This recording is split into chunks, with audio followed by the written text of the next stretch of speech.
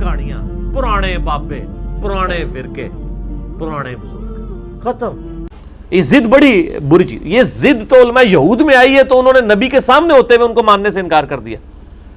اللہ تعالیٰ فرماتا ہے ان الدین عند اللہ الاسلام، اللہ کے حضور تو صرف دین اسلام ہی ہے۔ وَمَخْتَلَفَ الَّذِينَ أُوتُوا الْكِتَابَ إِلَّا مِن بَعْدِ مَا جَاءَهُمُ الْعِلْمُ بَغْيًا بَيْنَهُمْ، اہل کتاب کے علماء نے یہ واضح علم آ جانے کے بعد جو نبی کا انکار کیا، بغیم بینہم، ضد کی وجہ سے کیا کہ ہم اس کے نیچے کیوں لگے، یہ ہمارے نیچے کیوں نہ لگے۔ اس لیے میں کہتا ہوں مولوی اتنی پیڑی شے اللہ دے بندے ہو کہ وقت پیغمبر دی گل کوئی نہیں سندا، تہاڈی میری کنے سننے ہے؟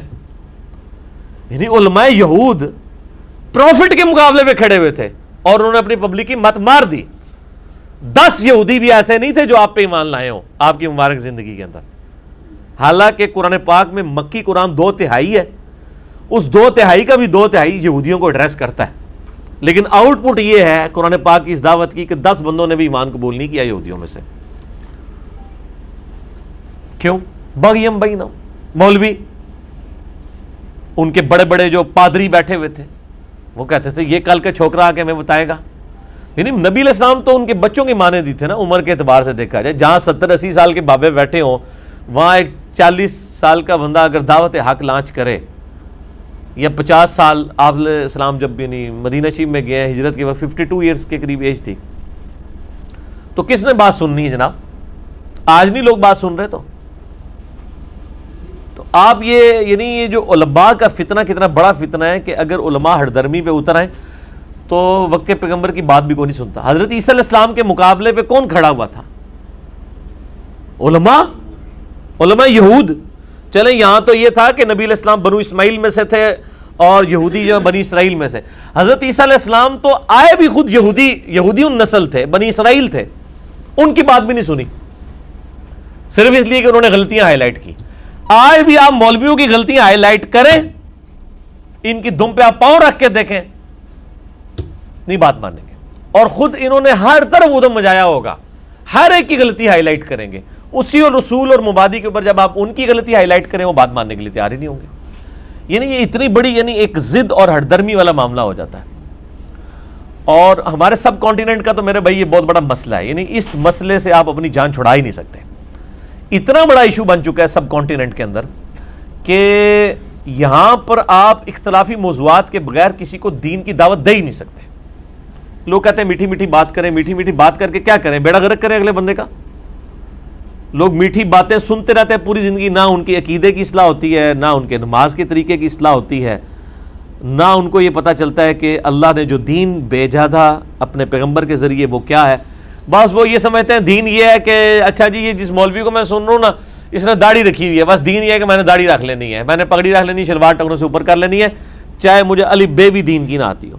دین تو بنیادی طور پہ علم کا نام ہے، عمل تو بعد میں آتا ہے۔ یہاں پہ لوگ نمازیں کب شروع کرتے ہیں؟ کسی کا جوان بیٹا مر گیا، کسی کی بیوی مر گئی، کسی کی ماں مر گئی تو نمازیں شروع کر دے گا۔ نمازیں کیسے شروع کرے گا؟ وہ اس کے محلے کی جو مسجد ہے نا، اس مسجد کا جو فرقہ ہے نا، اس فرقے میں وہ فلرش کرے گا۔ حالانکہ ہونا چاہیے تھا کہ اب اس نے اللہ کے لیے ڈسیزن کیا ہے، اتنی جیڑی مسیح اتنے جا وڑے آتے مطلب وہی کام شروع کرتا ہے۔ ہمارے محلے میں ایک واقعہ ہے کہ ہمارے محلے میں میری دادی ماں بتاتی ہیں، ایک وہ میری دادی ماں کی آلموسٹ ہم عمر ہی تھی، وہ فوت ہو چکی ہیں، تقریباً 70s کی ایج میں وہ فوت ہو گئی تھی۔ تو ان کے بارے میں دادی ماں بتا رہی تھیں کہ یہ خاندان پہلے یعنی مسلمان تھا، سنی خاندان تھا۔ یہ جب وہ بوڑھی عورت پیدا ہوئی نا تو وہ جس باپ کے ہاں وہ اولاد پیدا ہوئی وہاں پہ ان کے گھر اولاد کوئی نہیں تھی۔ کتنے عرصے بعد اللہ نے ان کو بیٹی دی۔ اس بندے نے کبھی نماز روزہ کبھی کوئی چیز نہیں پرفارم کی تھی، یعنی میں بات کر رہا ہوں 19 کوئی 20-25 کے قریب کی، پاکستان بننے سے پہلے۔ ان کے گھر بیٹی ہوئی، وہ اتنا خوش ہوا کہ وہ مسجد میں چلا گیا شکرانے کے نفل پڑھنے کے لیے، اور وہ مسجد جو ہے وہ قادیانیوں کی عبادت گاہ تھی، وہ قادیانی ہو گیا، آج ان کی پوری نسل قادیانی ہے۔ استغفر اللہ پڑھ رہے ہوتے بریلوی دیوبندی والے حدیث بھی انجی ہوئے ہوئے جائے۔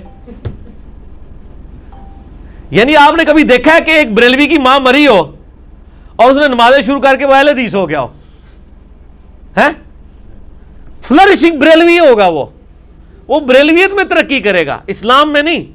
اہل حدیث جو ہے وہ اہل حدیثیت میں ترقی کرے گا, اسلام میں نہیں. ایک شیعہ تو وہ شیعت میں ترقی کرے گا. کبھی آپ نے سنا ہے کہ جی ایک شیعہ کا جوان بچہ مر گیا اور ماشاءاللہ وہ اس کے بعد سنی ہو گیا؟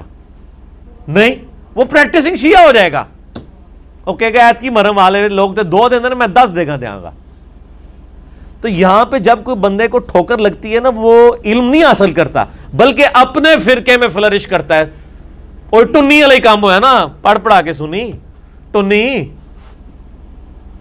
پڑھ پڑھا کے نہیں, بس وہ ویخ وکھا کے سنی, اندھے بن کے سنی. تو یہ اس طریقے سے معاملات چل رہے ہوتے ہیں. اللہ تعالیٰ جس کو توفیق دیتا ہے وہ پھر علم کے اوپر یعنی بنیاد رکھتا ہے, اور نبیوں کی وراثت جو ہے وہ تو علم ہے نا جی, عمل تو بعد کی چیز ہے.